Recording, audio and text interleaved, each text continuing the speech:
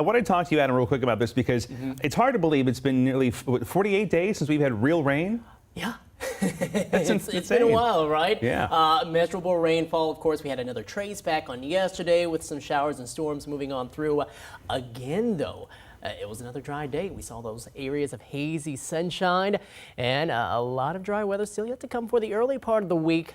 There are changes late into the week that we're going to see. But first, let's talk about that smoke that is higher up into the atmosphere, because that is helping to produce some of the haze that we are noticing here recently.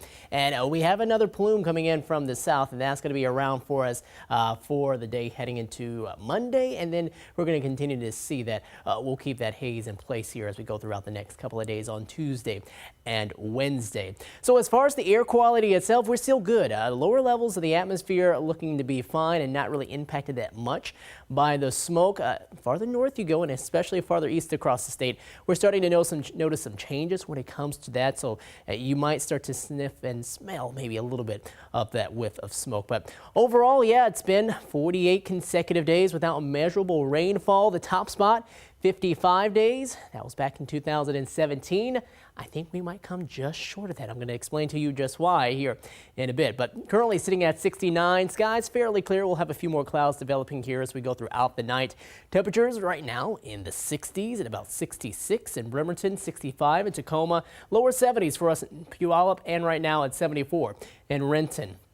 We'll continue to see things quiet here as we go throughout the night. A lot of the showers and storms have shifted a little farther to the east over Idaho and heading into Montana.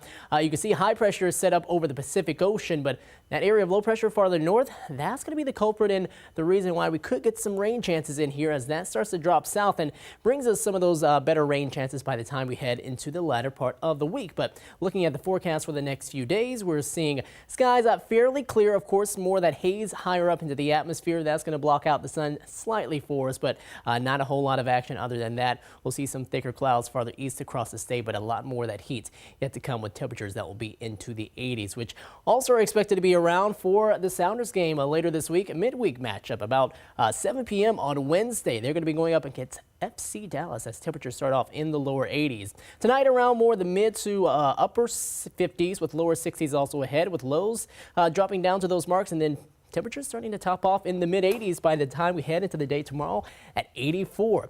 84 also on Wednesday. Then, yeah, there's some rain chances for us. Cooler weather, too, possibly heading into Thursday. Better chances by Friday.